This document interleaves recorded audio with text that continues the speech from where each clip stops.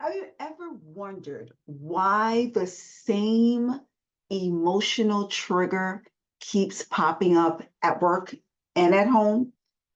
And sometimes it can derail the success at work and relationships, whether it's unexpected, whether it's a common or stressful situation or to a loved one or whichever it is.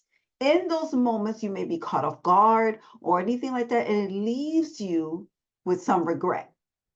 And the truth is that these are emotional triggers that you can get control over. You can manage, and they don't have to keep controlling your life.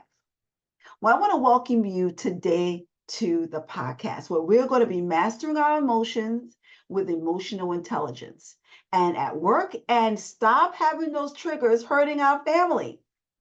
So if you have not been here, I want to welcome you for the very first time to this channel, Speak Your Power Now. And for the next 20 or 30 minutes or so, we're going to navigate these emotional challenges that you may have faced professionally or personally. So these emotions may be triggers that you may be having, and it's spilling over from your personal relationships, and they're going into your workplace. And it's really time for you to master your emotions through emotional intelligence. That is going to be the leading key. Because as you begin to learn what emotional intelligence is, you're going to gain the confidence, you're going to stay productive, you're going to be able to have those harmonious relationships that you would like to have at home and at the workplace. So as we're leading into this, I want you to go ahead, before we get started, I want you to go ahead, like the channel, go ahead and subscribe. I'm Dr. Cheryl Clark. If you think someone can benefit from this, go ahead and share it out now. All right, so let's dive right into today's topic. We're going to be exploring emotional intelligence from two different perspectives, right? And it's going to be how we're going to be able to be a better leader at work or to be a better whatever my role is at work, and then how to master my emotions and stop and those triggers, and how when those triggers do show up, how we can begin to stop hurting those relationships that mean so much to us. So let's just all face it, right? Navigating these emotions that we have from the boardroom to the dinner table and at home, these emotions, they impact everyone around us. And so today I'm going to give you some practical tools that you can begin to control your emotional triggers, right? And build these strong connections both at work and at home. So let's get right to it. You know how I do. I get my little pad out. So go ahead and get whatever you're going to write with today as I get ready to put my little board up. And I want you to go ahead and get that ready because we're going to get started right away and giving you some tools that you can use right away, right there in your home, right there at your workplace, and you can get started right away. So let's talk about what emotional intelligence is. All right? Emotional intelligence. And this is, and if you don't know what emotional intelligence is, just stay around because I'm going to explain what emotional intelligence is all about. All right. Emotional intelligence. And sometimes we call it EI or you hear it EQ. You may hear it both ways. Okay? Well, I will write it down for this so you know. So let's get started with the basics of what emotional intelligence is, right? It's exactly what that means. It's simple terms where you have the ability to recognize and understand how to manage not only your own emotions, but also the emotions of others around you. It's a skill that even I will go into Daniel Goldman, where he has been around for many years, and his groundbreaking work in the field of transforming how we understand relationships, leadership, professional success. And what Goldman did, he identified core elements of what emotional intelligence are, which we're going to get into today. And so the terms of recognizing and understanding how to manage your own emotional state, along with understanding others, is the skill that we can navigate the complexity of workplace and the pressures at home and the conflict that we have. And here's my board coming on down on you. And when you look at this, I want you to begin to see how you can manage this more effectively in your place of work and at home. Because it's necessary for you to be able to do anything, is emotional intelligence is the secret key. It is going to be that key that's going to open up some areas for you that you may think is just for your IQ, but emotional intelligence can bring you to the next level. Alrighty, so you probably heard the term already. So I want to break it down to practical terms so you can master it and master the skill of emotional intelligence. So going back to Daniel Goldman, his work really had an opportunity to mirror to have four quadrants. And the four quadrants we're going to get into today is self-awareness. And when we do this self-awareness, that's the first one. The second one we're going to look at is going to be self-management.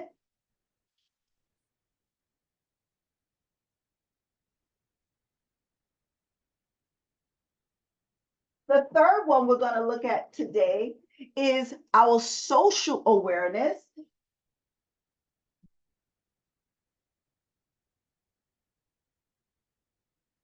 And last but not least, we're going to be looking at that our relationship management.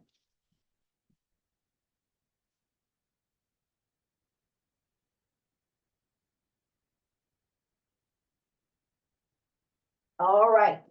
Now that we got the four areas that we're going to be going into, I want us to look at it more in detail. So these are the building blocks of what emotional intelligence is going to be. And remember, we're going to be doing from two different aspects. The first aspect, we're going to look at work, and then we're going to look at the home, right? So simply recognizing how to understand and manage your emotions is going to be super important. Understanding that if your emotions influences others, and you may be wondering, why is this so? Because when you are at work, imagine being able in a tough situation at work, right? You're attempting to build relationships in your teams. How do you build, if you're a lead, how do you build an environment that's cohesive? And all of these emotions are going in. And personally, if you develop an emotional intelligence, it becomes a game changer in your leadership, because what it does, it has you to lead the team from a space of your personal growth, which makes a difference with your team at work. So let's take the first one, self-awareness. Self-awareness is building on how you manage and regulate your reactions and your responses. So especially when you're at work, and if you're in the lead, or it doesn't matter if you're a lead, if you're in any type of situation, self-awareness is the foundation. That's why we start with that first one. Is the foundation of emotional intelligence. It's about recognizing and understanding your own emotions, how they influence your thoughts and your behaviors. See, what Goldman emphasized was that your self-awareness allows us to know our emotional triggers, what our strengths are, what our limitations are, which it can lead to a greater emotional control. So when you're self-aware, you are so in tune with your feelings. You're so in tune with your decisions and your choices that you're about to make, that you're able to manage your feelings throughout the impulsive actions. So you won't have to be able to make, when you do have to make those rash decisions, they're not impulsive decisions throughout your feelings. They're rational, logical decisions because you have control and you are aware of self.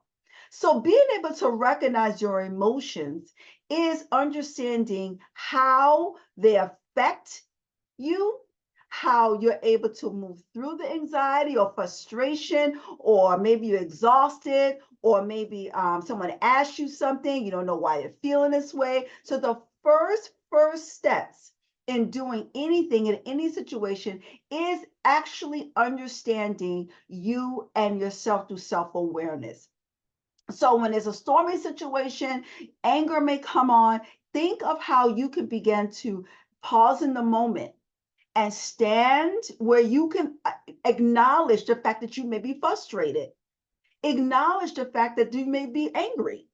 See, the one thing in the pause where I teach in the pies method is that it's very important for you to be present for yourself and the other person in front of you. The pause is not just for you, but it's for you to begin to collect yourself so you can be able to now effectively say what you need to say in a confident way. And when you have those high energies and low energies of emotional state, they go like a roller coaster sometimes.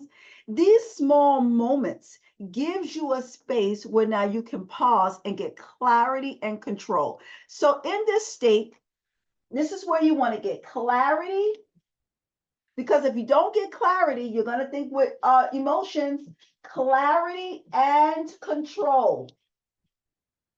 This is the place where in self-awareness, you're going to get clarity and control.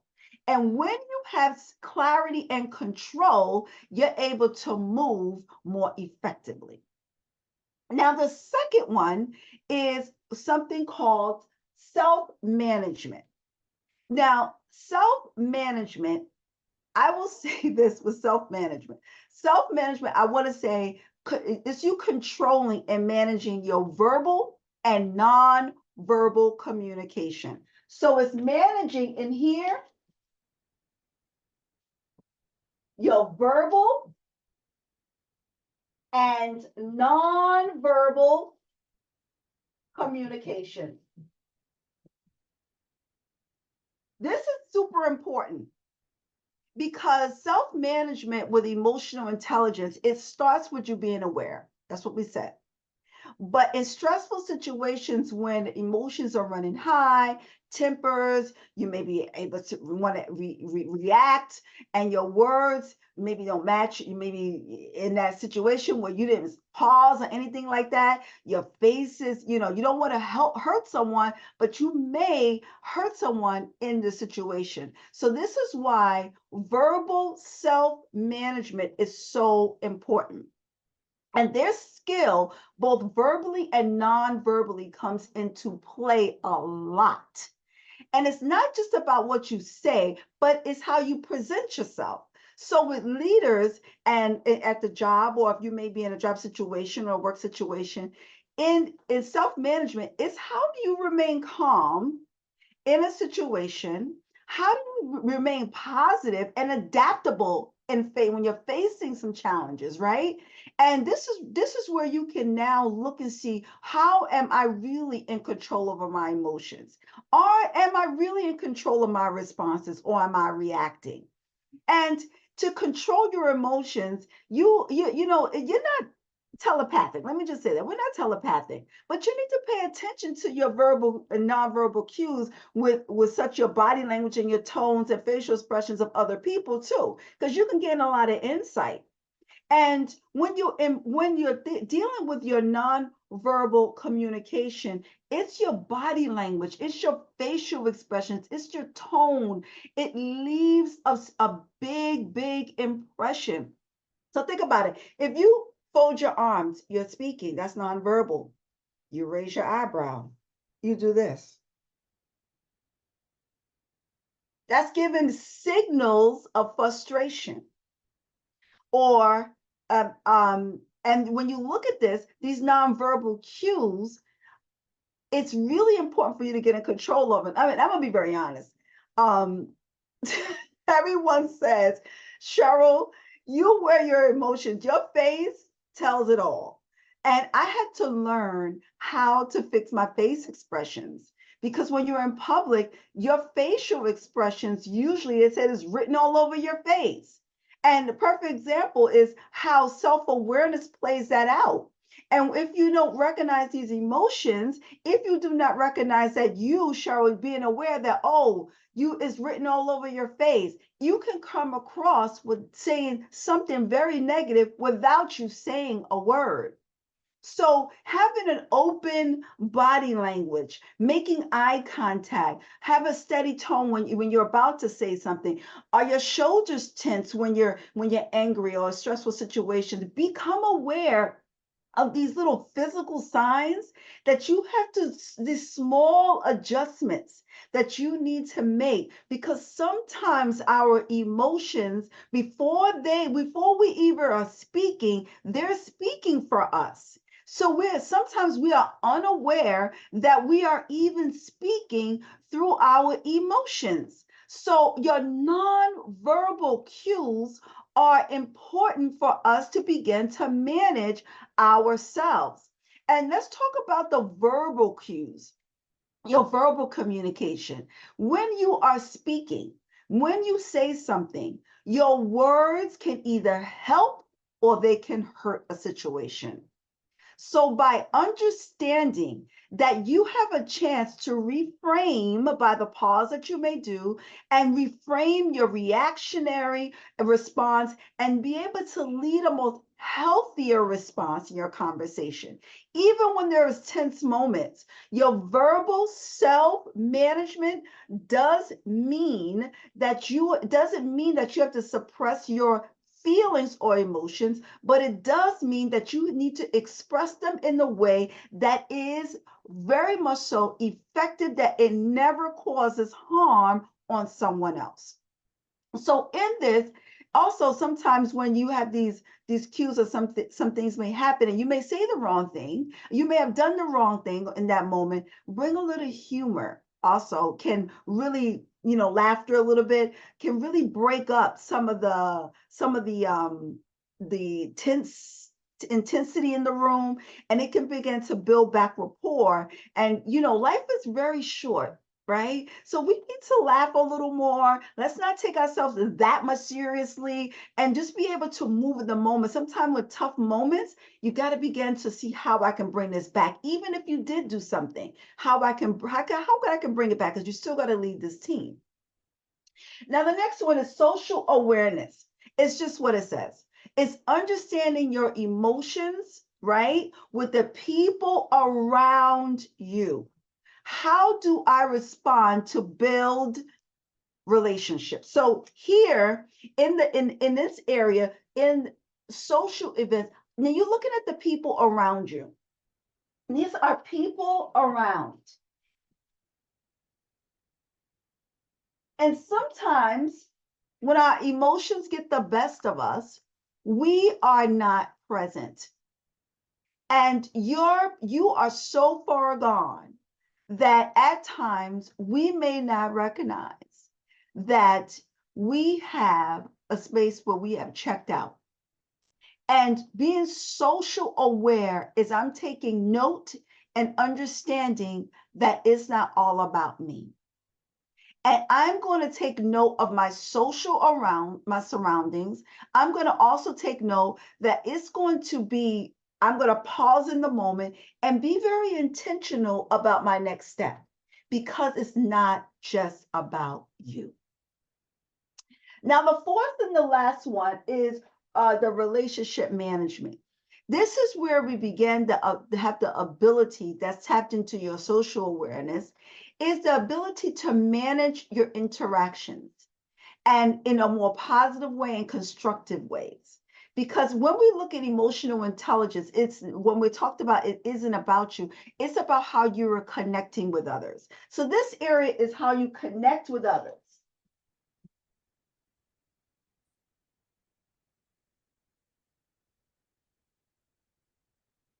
How do I connect with others? So at work, oftentimes when you're listening to people, your response, instead of you truly understanding what they're saying or where they're coming from, you want to be able to understand that your opinion does not have to match theirs. You got to get that, because a lot of times we look and see that people have to match what we say, and that's not true. So the one thing I teach my clients is to get really curious. As a clinician, they teach us firstly how to get curious about one's story, about what someone's story with someone. Don't just diminish it, don't judge it. Just get really curious about it. Because as you get curious about it, you could begin to see how you, instead of you coming off very judgmental, you can actually get an understanding possibly of what they're attempting to say. So if it's a colleague, or instead of you assuming what's going to happen or assuming what's going on, ask questions. Things like, can you walk me through your thought of this process? If you need further information, don't just say, oh, that was just dumb. See, that diminishes people. Oh my God, here she goes again. That diminishes people. So when you're able to be in a space, you could actually be with the person. How are you feeling about this decision? Get their input. And it can open up a deeper conversation. And then when you do this, really listen. This is a big one. We tend to not listen. People just want to be heard. So you want to listen to them. Listen to them. Listen, and really actively listen, because this is a powerful way to build trust and connection. This is where you're going to build rapport. This is where you're going to get the most out of your team. If you're a team lead, this is where it's really going to happen at, because now you're building relationships, and they will fight for you, because now they're understanding that you have so you have so your EQ, your EI is so large that you know that it's not about you, it's about the team. Now let's talk a little bit about some of the things that may be happening at home, right? And recognizing that your triggers and your emotions may be happening and surfacing at home as well. So maybe you had a long day at work, right? And then you come home, and then you're met with your child has a lot of homework, and then you set up because there's dishes in the sink, and and then it's like you're triggered because now you're at work, all these things are happening, and you're not recognizing these are just signs, right? And then what also the physical signs that's probably happening at you could be clenching, raising your voice, getting louder. So these are indicators, right, at home, and it also can be happening right there in your home, and you're traveling it back over to your workplace. So in the moment, I'm going to show you later on how you can get control over these emotions, because at times at home we're not acknowledging that these triggering feelings that we may be bringing from the workplace into the house, or if you stay at home, these things may be not acknowledged, or you're not aware of what's actually happening, and we're projecting on our loved ones, right? And then that's why I'm going to encourage healthy boundaries for managing things that may be happening outside the home. And I want to validate that things do happen outside the home, but at times we bring them in the house, and now it's an avalanche. Now we're now having to do repair. And it's possible, but this is an opportunity for you to really get real emotional intelligence surrounding what really matters to you. So creating this is understanding how you could begin to move through this. So let's talk about why emotional intelligence is essential for the workplace and at home. Because no matter what your role is, because you are a leader at home, you're probably a mom or dad or whatever it is that you're at home.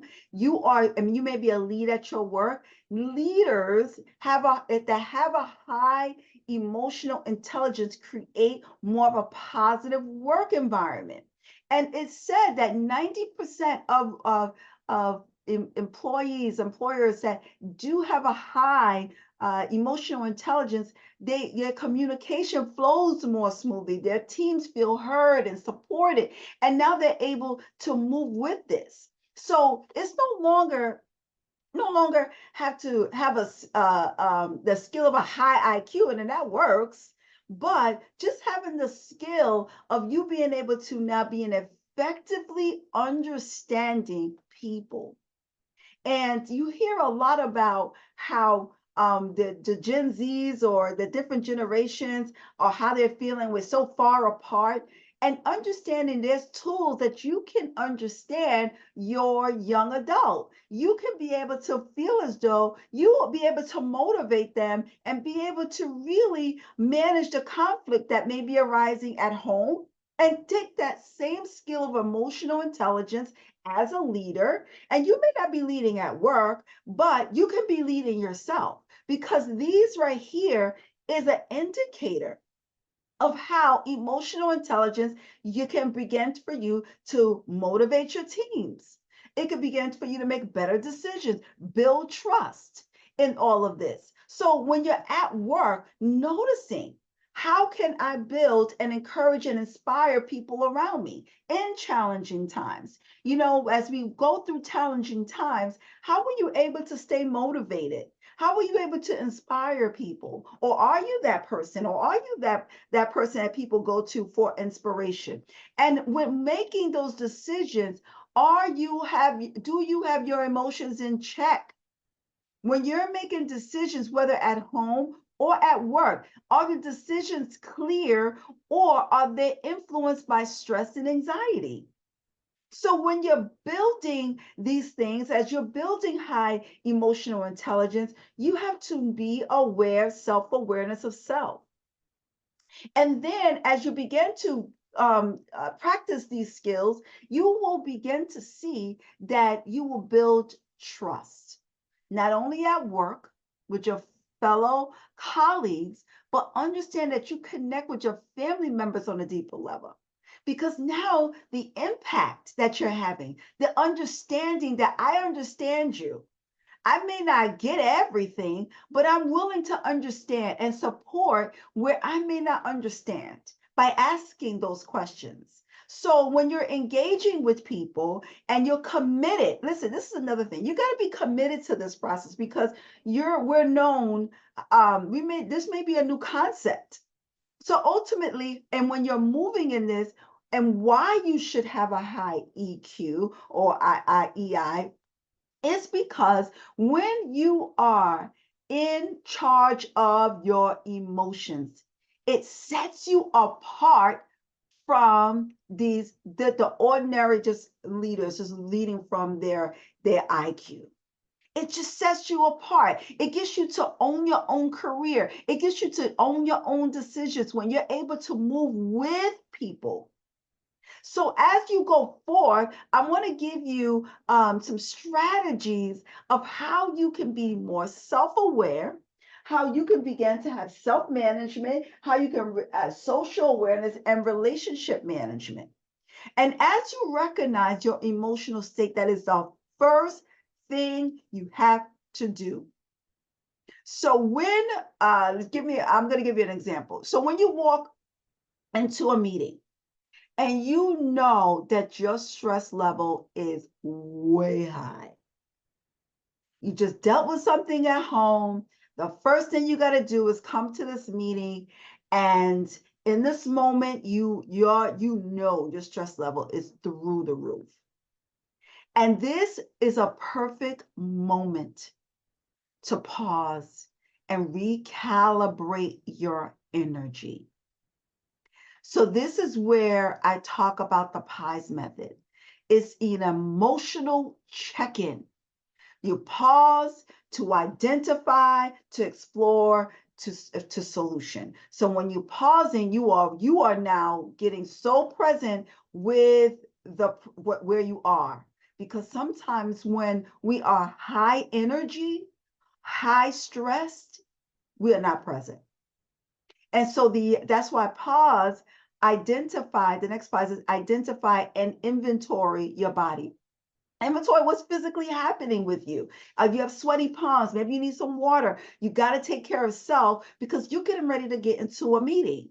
And you may say something, you may not even say anything. Remember the nonverbal cues that we give, the nonverbal communication. Your body language speaks for you. So when you're moving in that, you got to recognize where you are. And that also stands for your awareness when before you even get to the house. So your emotional regulation, if you had a bad day at work and it's very high, how are you coming into the house? Pausing before you go into the house is necessary. Then the second strategy is understanding how you can connect with others. So when we discuss emotional intelligence, we're connecting with your teams and maybe family members. What is super important, what I talked about, was the act of listening and then reading nonverbal cues. So the next time that you are in a team conversation, not just focus on what people are saying, but take it to the next level and actually begin to be with them. Look at their body language, look at what they're saying, understanding that that builds trust. Understanding that when your emotional intelligence is here, you're understanding that I am present and what I may say or do can hurt someone. So this is where you can recognize the physical challenges that you may have or that somebody else may be having because it's really not just about you. Emotional intelligence is not just about, see, IQ is about your intellect. That's what IQ is about. It's about what you physically know, what you possibly can do. But emotional intelligence is about you and the other person. And when you begin to look at this, the strategies of getting control of your emotional triggers, which we're going into the next strategy, is your emotional triggers. See, your emotional triggers is that thing that you need to use a lot of self-talk with. What am I really feeling here? When something comes off and something happens, you may be feeling frustrated, you may be feeling anxious. I literally, what I do is I step back and take a breath. And I count it down 1, 2, 3, 4, and ask myself, what's really going on here? My hands are getting sweaty. I may be having to do a talk. I may have to speak in front of someone. I may have to get up and do this presentation. Or they ask me a question and I don't have that information in front of me. See, when you look at this, you're able to now gather yourself and then say what you need to say next. Because what you are managing is your stress levels when things do happen very quickly. This is why I encourage everyone to set good boundaries, because good boundaries means that I'm setting a boundary for myself in the moment when I need to step away. I need to set a boundary for myself when I need to get control over my trigger that's happening. So when that happens, you are acknowledging, and that's the next one. You're acknowledging that sometimes triggers may lead to hurt feelings, right? And if you've said something, it can be repaired. But repairing emotional damage is something that's going to have to be built over time. So if you have hurt a family member or someone, sharing the importance of an apology and having an open communication with family members is important. And also at work, I suggest having someone that can mediate with you if something does happen. If you did say something that was hurtful, if you did do something that was hurtful, because as you repair it, you could begin to build the trust back. And after these emotional outbursts that you've had, when you've had a tough day and you made a point to explain to your family, instead of letting the frustration get to you and get irritated and anger, you can now say that that is what happened if you did lose it. And you want to be able to look at how these emotional triggers are affecting you from your day-to-day activity. So let's talk about this and let's bring this to a close a little bit. So addressing emotional intelligence is you figuring out this is your secret sauce. Emotional intelligence is the way to managing your emotional triggers. What if I keep getting triggered by the same thing? How can I manage this? How can I begin to move through these things? How can I even teach my children emotional intelligence? The first thing is know yourself. Be aware. Knowing your emotional self, learning to identify and manage those triggers before they even happen.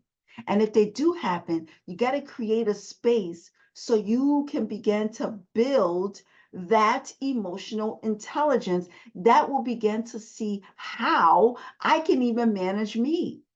Because emotional intelligence is just not about you being a better leader at work. It's not just you being a better mom and dad or whatever this is. It's not about that. It's about how you show up in the places and the areas of your life where you want to manage your household. You want to manage yourself. You want to manage these emotions that may be happening to you, and you not even know where they're coming from. So the opportunities that you have right here is for you to recognize that emotional intelligence is the thing that you can begin to stop wondering about. And now you're left with the opportunity that from your own experiences, you can see and take some of these tools that I've taught today and transform your relationships, transform your work relationships, and begin to master your own self. You can create a space. You can create a space right now where you are and get control over that. Get control over those anxious moments, those moments that you have lost it, those things. You can get control over them. You no longer have to be set in a space where now you're losing it, you have snapped, and now everyone is suffering because you did not make a decision to say, I am going to pause and get control over that emotion. And when it's a negative emotion, it transfers to everyone around you. So the skill can help you create a deeper connection to control these emotions. These emotions that no longer work for you, these emotions that no longer serve you, and that sometimes can hurt the people that's closest to you. And when you are able to do this, you will find that you will be a better person. And you will find that those things that you've been looking for and higher up, and the things that you've been looking for in connection and relationships and all these things, even at work, you're going to find it in learning how to manage your emotions through emotional intelligence. Well, I hope you enjoyed this. If you did, like and share and subscribe to the channel. Make sure you share it out. If you think someone's going to enjoy this, please go share it out. And let's grow this channel, Speaking Your Power Now, because I believe when you have emotional regulation, you could begin to speak your power now. And remember, like I always say, sometimes your life is defined by one single moment. Let that moment be today. Have a great day. Until next time.